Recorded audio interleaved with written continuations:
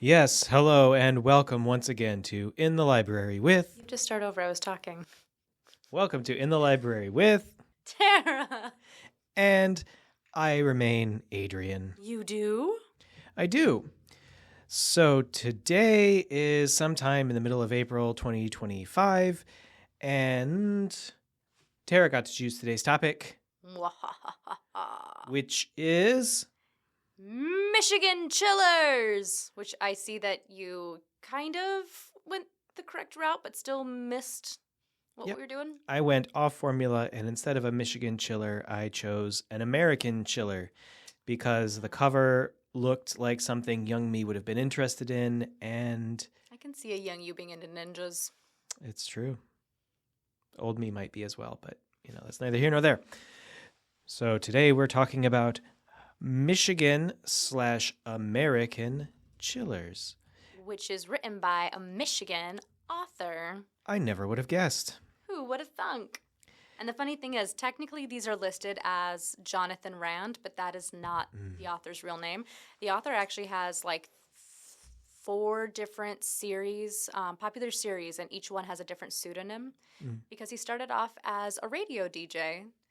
And so whatever series he started with first, which I don't know off the top of my head, he went with his radio name, and then he decided just to keep it going. So every series he does, he picks a new fake name. It's true. So for those of you who are not in the aware, American Chillers and its predecessor series, Michigan Chillers, are a series of horror novels for children written by author Christopher Wright under the pen name of Jonathan Rand. The original series, Michigan Chillers, began in February of 2000, and each book takes place in a city in Michigan. See, my first thought was that's not that long ago, and then I realized it's 25 years ago. It is, in fact, 25 years ago. I'm old. The spin-off, American Chillers, didn't begin that long after. It started in 2001. So did he even let the first series end before he started American Chillers, or was he writing them at the same time? He must have been writing them at the same time because the way they came out, there was, 9 Michigan Chillers, then American Chillers. 24. Is that No. There were 9 of them that came out before the first American Chiller. I just looked at mine. Mine's number 5, Gargoyles of Gaylord, and that came out in 2001. What's also really neat about the author is he actually does writing workshops for children. And I want to say he lives in the Bay City area. Don't quote me on that. Before COVID, you had to go in person, and it was like a summer camp, a writing summer camp. And since COVID, he now offers a virtual version as well because he realized that kids from all over the state wanted to do it and couldn't do the week-long thing. So it's really neat. So if you have kids out there that are interested in writing scary stories, you can take them to a writing class with a very popular Michigan author, and you can do it in person or virtual. Do you want to know an interesting fact? Always. The Bay City Rollers, despite their name. They don't roll? They did not start in Bay City. Where'd they start? Scotland. So were they Scotland Rollers to begin with? They were the Saxons, the Rollers, the New Rollers, and then the Bay City Rollers. Do you want to know a fun fact? Sure. I have no idea who the Bay City Rollers are. Moving on. What sport is this? It's a band. Oh! I had no idea. That is how little she knows who the Bay City Rollers are. I thought they're like the Rollers. They're like the Maple Leafs, the Tigers. Yeah. I can see that, but no, this is a band. Okay. But that is not what we are here to talk about. We are here to talk about, I guess we'll start with Gargoyles of Gaylord. Yes. So I wanted to read this one because this is actually my personal book. It's signed by the author. Oh, I see that. It does in fact say bubble Rand. Yeah, so it has his fake name, Jonathan Rand, which, you know what? My personal signature is horrible. I can't imagine creating signatures for fake names as well. Like, if the one I do every day is bad, it's like, it's only going to get worse. I will say, you've seen my signature. Mm-hmm. For those of you out there, I will try to put my signature up on the podcast right about here on your screen. I'm going to copy it. They'll pretend to be you. Well, that may be, but I've had to fight so many places for my signature. That's neither here nor there. So what happens with the gargoyles? So, there's this little girl, and she's talking about how she's, which is interesting because she talks about at the beginning that she's afraid of the dark and she didn't used to be. And the funny thing is, the way that they ended the book, I don't feel like she should have been afraid because she was triumphant. She was very brave, so. But anyway, she talks about the summer past when the gargoyles started coming alive. So if you're familiar with older architecture, the gargoyles that are on the big cement buildings, they're supposed to be like protectors. They're supposed to watch over the house. And they randomly start appearing at her neighbor's house. So like her and her friend were playing late at night. All the lights go out and it's pitch black and they can't see. And then her friend's walking home and she ends up screaming and the lights come back on and she has like a scratch on her leg. And then all of a sudden they notice that there was a gargoyle there that wasn't there before and he has blood on his tooth. Bum, bum, bum. Bum, bum, bum. But it's really funny because for most of this book, I was like, go tell an adult. Go talk to your parent. Say something. Because every time something strange happened, she would end up like brushing it off and being like, maybe I made it up. Maybe it was all in my head. After she has like this, these crazy things are happening, she's freaking out. It's like, then like 5 minutes later, she's like, no, I'm not going to say anything. It's probably not real. And I'm like, it's probably nothing, like, honestly. Go talk to your parents so they know what's going on. But basically, so it's at the neighbor's house. The neighbor's like a grumpy old man is like trying to like yell at the kids to stay off his lawn. And it ends up being that he is the keeper of the gargoyles. So he's in charge of keeping them locked in the underworld in their like gargoyle land. So her and her friend, he teams up with 2 10-year-olds and they go around town and they try to grab these gargoyles in the daylight and throw them down into the land before they can attack at night. Well, let's be honest. Unless your plan does involve teaming up with 2 10-year-olds, it's probably not going to succeed. That's just facts. I mean, the girls got it done. They found those gargoyles. So this is how you know if it's a statue or if it's a real gargoyle. So in the daylight, they get frozen like they're stone. But if it's a real gargoyle, its tongue will still be flesh. This is probably before your time, but did you ever see Disney's Gargoyles? I remember seeing clips of it. So I probably did watch the whole movie, but I don't remember. I can remember. I can visualize what they look like right now. Right. I do have to wonder if, given that when this came out, if it was in fact inspired by Disney's Gargoyles. It could have been, but also if you've been up to Gaylord, architecture-wise, from my memory, I think there are there's a lot of those style of buildings, and there are gargoyles around. Gargoyle. I've always thought they were kind of cool. I want to have a gargoyle. Put it on my front porch, have it guard. You know they typically go on the roof to throw the water away, not on the porch. So there are some gargoyles that have the water shooting out of their mouths, but they don't all. Some do, but they're put at the top of the building so that way they can look down and they can guard and keep the bad guys away. Keep the bad guys away. So what did you read? So I read American Chillers #4, New York Ninjas, which is set in Albany, New York, not New York City. I've been to both places. Both are lovely. Well, honestly, if there had been ninjas in New York City, they would have had to be dealing with either the Ninja Turtles or Daredevil, depending on the continuity. The Teenage Mutant Ninja Turtles. But in this case, a young boy named Brad, while trick-or-treating on Halloween with his friends, discovers an ancient kabuki mask hidden in a bush. And when he retrieves the mask, it signals some dark ninjas to appear, and they want to take the mask back because it is the mask of the master, and it will give whoever has it ultimate power. So did the kid put it on and take over the world? Because that'd be awesome. No. No. That did not happen. There was a white ninja who appeared to tell Brad about the nature of the mask, and then they did some shenanigans involving the evil dark ninjas. I'll leave it to you, dear listeners, to read the book yourself to find out how it ends. But needless to say, at the end of this one, he begins speaking with another child from Texas, setting up for American Chillers number 5, The Terrible Tractors of Texas. The Terrible Tractors. I have to assume that's going to be in the style of Stephen King's Maximum Overdrive or something like that. Probably.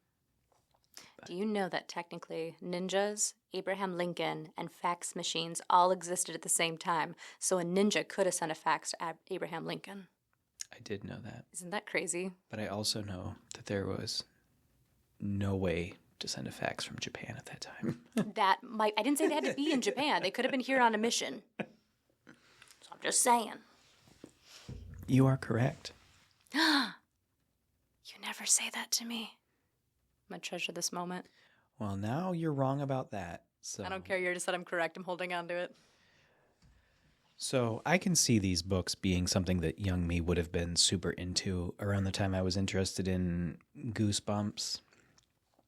But I don't know what your take is. I almost feel, having read some Goosebumps recently and having read this now, I feel like this might actually be targeted at even a year or two younger of an audience than Goosebumps. I think so. These ones, the ones that I have read, in my opinion, although they're like chillers, they're not scary in the slightest. So I do feel like this would be a good introduction series into Goosebumps, because while some Goosebumps aren't that scary either, some can be a little tricky with kids. So I do feel like this would be a good gateway scary book.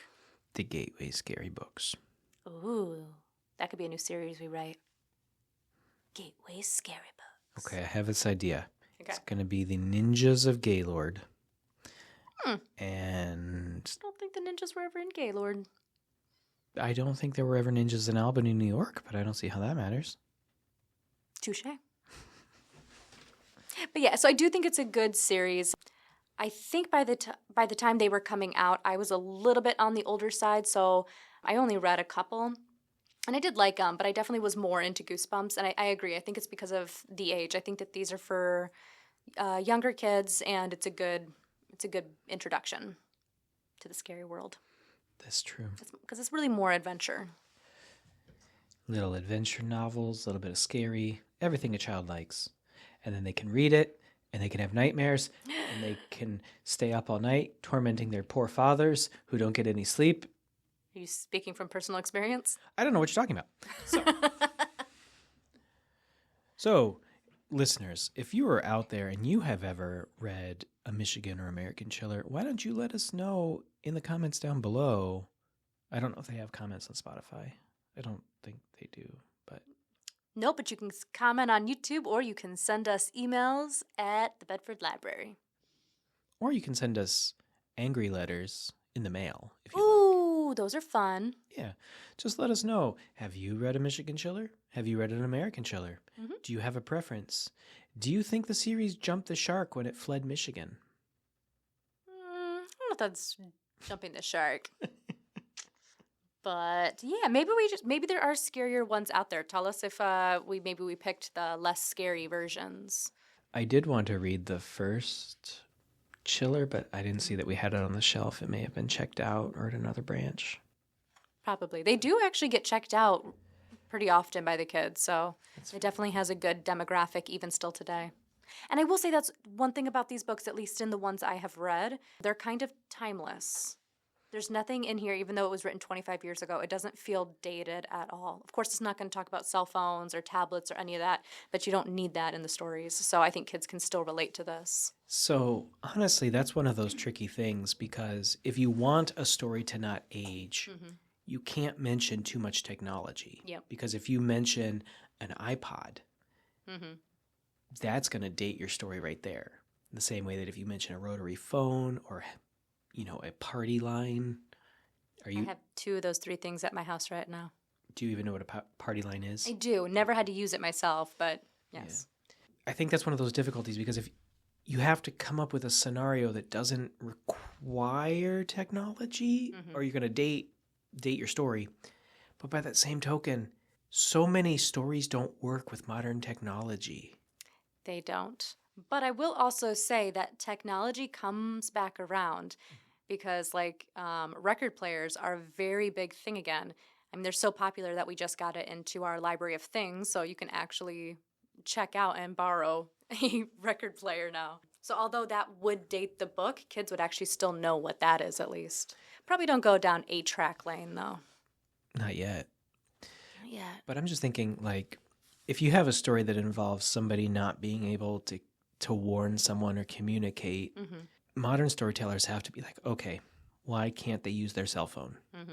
And like Darcy Coates, because I've read a bunch of her books recently, I enjoy her books, but I also get really tired of they look down and their phone battery was drained. They look down and their phone batteries, because the problem is if you're trying to warn someone that there's a crazy killer, why doesn't the character have their phone? And in Darcy Coates' case, it's because their phone was out of battery. I'm not familiar with that author. What age is her stories? She's an adult, right? An adult, okay. Yeah, they probably would have a phone. It's just one of those great difficulties in the. Or are you familiar with what's often called the idiot plot? I don't know. An idiot plot involves any plot where if the characters sat down and talked for all of 2 minutes, they could resolve the issue. There's so many stories like that where I'm just sitting there, I'm like, will you please communicate? Just talk to each other. Send a text. I feel like that is most modern romance stories. It is. It's just all communication. It's like it's talking about how like this person's saying this, but they feel this person's saying this, and they feel this. I'm like, would you just share your feelings, please? No. It frustrates me so much. But you have to admit, like, a lot of that, especially like, so if you're dealing with a supernatural story, like, okay, ghosts don't set off your alarms or whatever, but like the crazy stalker sneaking through the bushes and like nobody has a Ring camera, nobody has motion sensor lights, like, Not all of us are that tech savvy. No, Adrian. no, but I have a guard dog. She keeps me safe. That's fair.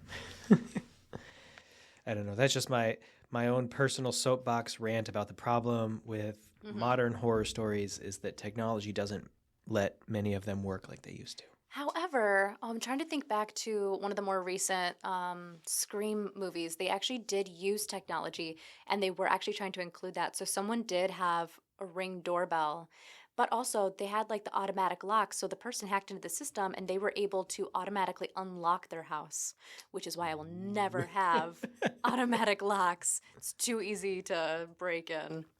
So every time they'd lock them, then all of a sudden it would like they get alerts saying that they were told to unlock. Oh, no. But I do like stories like that. I like movies, scary movies, when they're trying to include the newer technology. Do you think it's interesting? Yeah, I mean, there's pros and cons. Yeah. And it's a movie versus a book, which is completely different materials. Did they never made any American Chiller movies or shows, did they? Not to my knowledge. They've made quite a few Goosebumps movies and shows. Have you seen any of those? The Goosebumps? I've seen Goosebumps. My favorite was always Don't Think About It with Emily Osment. According to this, there is no TV series or movie. Yeah, I've never heard of one. They should, though. They have so many story options. Okay. According to this, as of 2023, only 5 states have not been covered in a book. Can you guess? Wait, in any book ever? In any of the American Chillers. Oh, okay. 5. Gosh, do you want to Iowa. Take a guess? Nope, Iowa was covered. Specifically in Wait. the incredible IV of Iowa. What are states I get forgotten about? I know he had to have done an Ohio one because he's so close to Michigan. Utah? Utah got... Personally, I would leave off Wyoming. I got beef with Wyoming, but I feel like he Underground Undead of Utah. Ooh, that one sounds interesting. I like Why you got beef with Wyoming? Because I was driving across the country and like I was going through Wyoming, and first of all, there's nothing there. We were just driving, And we passed nothing. No houses, no cities. It was around winter. Like, the weather was not bad, but there's nothing in Wyoming, so it kept blowing all of the snow onto the highway. So everyone's going like 20 miles an hour because there's so much snow on the highway and there's drifting, even though it hadn't snowed in forever. And so it just made my drive through Wyoming like 3 times the length. So I had to go across the entire state, and I got beef, and I'm not going back. If you're from Wyoming, I apologize, but no. You definitely have some issues with Wyoming. I really don't like Wyoming. Wyoming's is about the Wicked Water Park, but no, the five I knew he had to. the 5 states that are not covered Okay. are Kansas. Oh, I figured he would have done Kansas. Now, see, I guess the Wizard of Oz turned him off to Kansas. That's fair. Or the band, by the way. Maryland, Hawaii, New Mexico, and Louisiana. See, those ones would be so easy to write scary books about. I mean, And I thought Hawaii popped in my head first, and I was like, no, of course he's going to do Hawaii. New Mexico and the aliens? Come on. It's like right there. Louisiana would be so good, too. Yeah, the bayou, the swamps. Come on. They have all the ghost tours Yeah. and everything. They got all the really cool graveyards. You can do tours of their graveyards. There's a lot of history there. It's very neat. It's true. That's true. I mean, technically, you can take tours of our graveyards here as well. I did one not too long ago, and it was really neat. Don't ask me where. I'm blanking on what it's called. What's the really popular cemetery around us? The really popular one? In Toledo. You're the local history dude. You know what I'm talking about. Woodlawn? Woodlawn. So Woodlawn actually has quite a few tours. I did the Tombstone tour so I could learn about the history, but they also have like trees tours and nature. Why are you laughing at me? I was just going to let you keep floundering. Did you know what I was talking about? Maybe. Rude. But I got there. You were floundering and it was fantastic. Now all of our listeners can hear you sort of like, you know, the one with the thing. And the thing. They have the things there. And it's like a cemetery and it's got graves. Can you believe it? See, you're used to how I talk, so this is just amusing for you. Everyone else is just confused. They're like, why? So sorry, guys. So, on that note, let us turn our attention to the goings-on at your local library. Let's do it! Coming up at the Erie and Luna Pier branches is charcuterie boards. No, that's pronounced charcuterie. I can't say the way I normally pronounce it. Come join us for a fun and informative demonstration on creating charcuterie boards by Renee. We will share creative ideas, ending with each participant creating their own board. Space is limited. Register soon. So this event is for adults only, but there are 2 different days you get to pick from. You can go to the Erie branch on April 28th, or you can go to the Luna Pier branch on April 29th. Both will take place at 6 p.m. And again, register ahead of time because those seats will go fast. I really want to do it. I love charcuterie boards. Charcuterie. Yes. The Bedford Branch Library is pleased to present Beyond the Veil, Unveiling Intuition, Mediumship, Psychic Insight, and Signs from the Other Side. This will be taking place Monday, April 28th, 2025, from 6 to 7:30 p.m. Christy Robinette No, I think it's Robinette. is a spiritual healer, soul connectress, and best-selling author who has spent her life helping others bridge the gap between the physical and spiritual worlds. Register online. bit.ly/BDBeyond.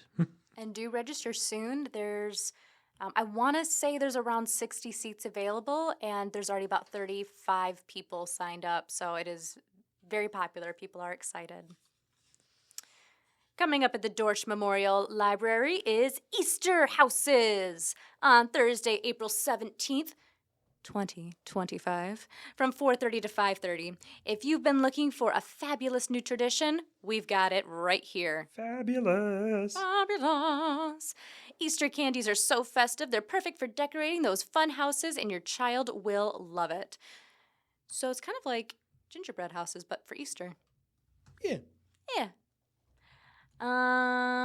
So this is for kids and tweens, and you do need to register online so they can make sure that they have enough supplies. And also, please note that we cannot guarantee that food served at this program has not come into contact with tree nuts, soy, or other allergens. So please be mindful of that if you're bringing any children who has allergies. Again, this will take place on Thursday, April 17th, and you do need to register. Do you like gingerbread? I like decorating it. This will not actually be gingerbread houses. It just reminded me of... No, I know, but do you like gingerbread? I like decorating gingerbread. But not eating it? I do if it's chewy. I don't like the crunchy gingerbread. Do you ever soak it in like coffee? No. But that sounds pretty good. Just saying, if you don't like it crunchy, you can dunk it in some coffee. All right, fair enough. The Dorsch Memorial Branch Library is pleased to present Earth Day DIY Seed Bombs coming Tuesday, April 22nd, 2025 at 10 a.m. to 11 a.m. Earth Day is a great time to kick back and start planting. That's not what this says, but I ran with it. We will be making DIY seed bombs, an eco-friendly way to grow flowers, and they make wonderful gifts too. This is a hands-on project for children, and they may get a little messy. Please dress accordingly. Register online, bit.ly/doseeds. Again, that's the Dorsch Memorial Library, April 22nd, 10 to 11. At the Bedford Branch Library, we have movies from around the world. So this happens every second Wednesday of the month at 1 p.m. And this upcoming month, on May 14th, they are going to be viewing Midnight in Paris. Midnight in Paris? Which is the one with Owen Wilson, isn't it? I've never seen it. I don't know. My friend maybe watched it back in high school. Now, is this... It's an artsy film. Is this Paris, Texas, or Paris, France? Paris, France. Okay. I believe this is the one where Owen Wilson goes back in time and ends up hanging out with painters and artists from the past. So he walks down this Paris street and then he gets to hang out with history. It's a very artsy film. I'm pretty sure I saw Keanu Reeves do that first. Just in real life? Bill and Ted. Excellent adventure. That is a good story. Very different film. Very different film. Very. Still a romance. But it is most excellent. Most excellent. Coming up on Sunday, April 27th, 2025 from 3 to 4 p.m., the Frenchtown Dixie Library is pleased to present Pint Size Prom. Get your dancing shoes and your finest, fanciest outfit. We are hosting a Pint Size Prom. Children and their grown-ups will enjoy an afternoon together with dancing, snacks, and fun activities. This event will be formal, fancy, and fun. Register online at bit.ly/pintpromfd. Do I have to bring my own pint of milk? That's what we're talking about, right? I don't think so. Uh-huh. There is a note here that this is for kids up to 7 years of age and their grown-ups. What about the child inside? I'm basically a 10-year-old who's trusted to work. So 10 is above 7. Okay, then I'm 6 3/4. Gonna need to see a birth certificate on that one. Coming up at the Bedford Branch Library is our local author event. So please join us to celebrate Michigan authors Tricia Frey, Stacy Hicks, Kim Mayer, and Richard Taylor. I believe it's pronounced Meyer. Why do I do that every time? I'm just messing with you. No, it's Meyer. Is it Mayer or Meyer? However you pronounce it, I'm going to say it's pronounced the other way. Don't, because I seriously, I have an issue now. I think it's Mayer. It's Kim Mayer. Don't do this to me. Each author will be showcasing their book and talking about how they came to be an author. Each author will be selling their book at the event. So this will take place on Sunday, April 13th at 2 p.m. I have read half the books, and I do highly recommend you come on out. It's going to be fun. 4 authors, 4 local authors at the Bedford Branch Library. I don't know if the mic is going to pick this up, but we're going to see if this works. Meyer. According to howtopronounce.com, it's Meyer. Aha. Which is why we're now going to say Mayor. No.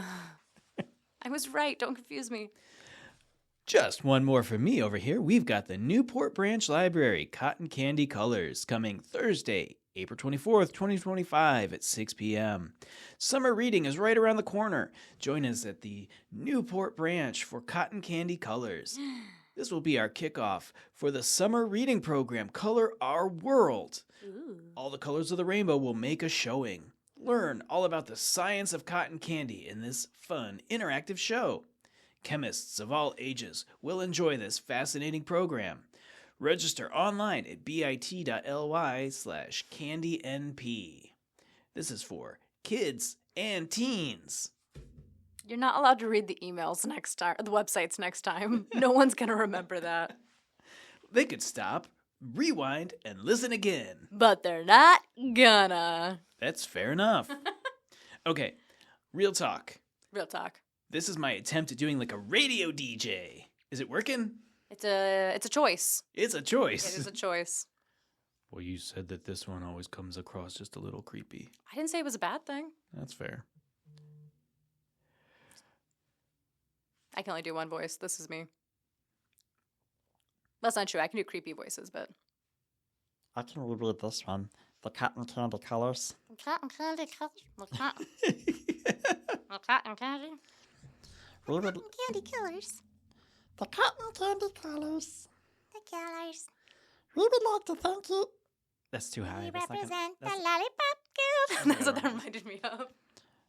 We would like to thank you for listening. We do appreciate your support. Do check us out on Spotify and YouTube. Be sure to like, comment, subscribe, hit that ring bell for notifications.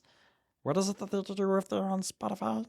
Please follow us and like the episodes. It'll help us with the algorithm. Fantastic. And as ever, this has been In the Library with, Tara. and I remain Adrian. Do you, though? Do you? Ooh.